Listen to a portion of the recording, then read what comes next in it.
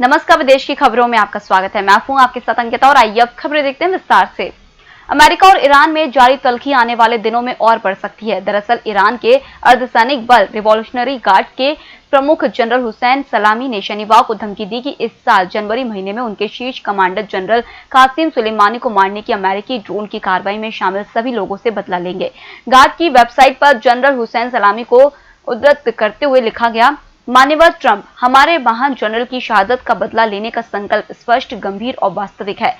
माना जा रहा है कि जनरल सलामी के इस बयान से अमेरिका और ईरान के पहले से ही खराब संबंध और खराब हो सकते हैं। संयुक्त राष्ट्र में एक बार फिर भारत ने पाकिस्तान को लताड़ लगाई है। भारत ने पाकिस्तान को आतंकवाद और उसके द्वारा नई दिल्ली के खिलाफ फैलाए जा रहे झूठे तथ्यों को लेकर लताड़ा है।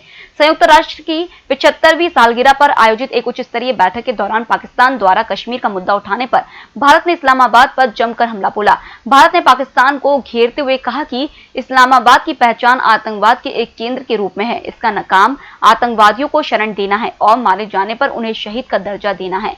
पाकिस्तान हमेशा से ही आतंकवादियों को प्रशिक्षित करता रहा है। संयुक्त राष्ट्र की 75वीं वर्षगांठ के अवसर पर सोमवार को हुई उच्च स्तरीय बैठक में प्रधानमंत्री नरेंद्र मोदी ने अपना संबोधन दिया। इस दौरान प्रधानमंत्री ने कहा कि 75 साल पहले युद्ध की भयावहता से एक नई आशा पैदा हुई। मानव इतिहास में पहली बार पूरी दुनिया के लिए एक संस्था बनाई गई थी। संयुक्त राष्ट्र चार्टर के संस्थापक हस्ताक्षरकर्ता के रूप में भारत उस महान दृष्टिकोण का हिस्सा था। उन्होंने कहा कि इसने भारत के वसुधैव कुटुंबकम के दर्शन को प्रतिबंधित किया, जो सृष्टि को एक परिवार के रूप में देखता है। पीएम मोदी ने कहा है कि संयुक्त राष्ट्र की वजह से आज हमारी दुनिया एक बेहतर जगह है। दुनिया में सोमवार तक कुल संक्रमितों की संख्या जहां 3 करोड़ 14 लाख पार हो गई है, वहीं मृतकों की तादाद 9,67,000 से ज्यादा हो चुकी है। इस बीच फ्रांस में संक्रमण की दूसरी लहर के चलते सरकार और उसकी एजेंसियों पर दबाव बढ़ गया है।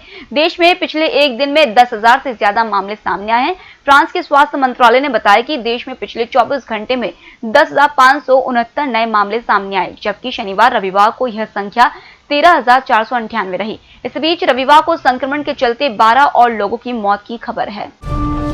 अमेरिका के वरिष्ठ दूत कीथ क्रेच की 2 माह में ताइवान की दूसरी यात्रा से चीन इस कदर भड़का है कि उसने अब ताइवान के राष्ट्रपति त्साई इंग-वेन को जान से मारने की धमकी दी है। चीन के सरकारी अखबार ग्लोबल टाइम्स ने कहा है कि इंग-वेन अमेरिकी विदेश मंत्रालय के अधिकारी के साथ डिनर कर आंख से खेल रही है। यदि इंग-वेन के किसी कदम से चीन की कानून का उल्लंघन हुआ तो युद्ध शुरू हो जाएगा और ताइवान की नेता का सफाया कर दिया जाएगा।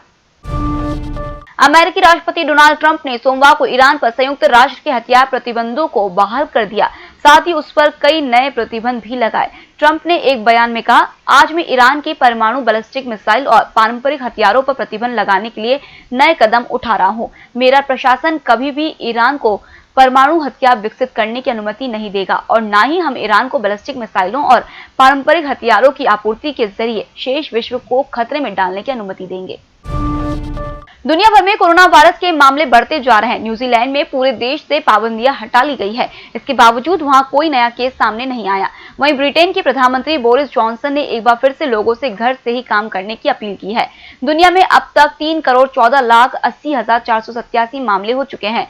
9,69,287 लोगों की मौत हो चुकी है। अच्छी बात यह है कि 2 करोड़ 31,09,498 लोग ठीक भी हो चुके हैं। नेपाल में अगले साल 28 मई से 12वीं जनगणना शुरू करने की तैयारी है। इसके लिए सरकार स्तर पर योजना भी तैयार कर ली गई है। जनगणना के साथ ही मकानों की गिनती भी की जाएगी, लेकिन इसमें एक बड़ी दिक्कत सामने आ गई है।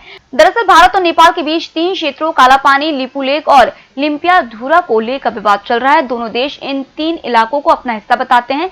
नेपाल ने 2 महीने पहले नया नक्शा जारी किया था। इसमें 3 क्षेत्रों को अपना बताया गया था।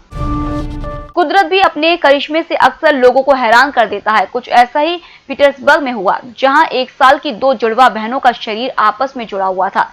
मिशिगन यूनिवर्सिटी के साराबेट और अमेलिया इरविंग के पास अपने अपने हाथ, पैर और दिल थे, लेकिन दोनों के पास एक ही लीवर था। इससे दोनों बच्चियों और उनके परिजनों को काफी दिक्कत होती थी। उन्होंने दोनों को अलग अलग जिंदगी देने का फैसला किया। डॉक्टरों ने ऑपरेशन करके दोनों बहनों को अलग अलग कर दिया। दोनों के शरीर को अलग करने के लिए उनके जन्म के करीब 14 महीने बाद अगस्त में सर्जरी हुई थी। यह सर्जरी तकरीबन 11 घंटे तक चली। फिलहाल इस बुलेटिन में इतना ही। आप बने रहिए एमएस टीवी के साथ। नमस्कार।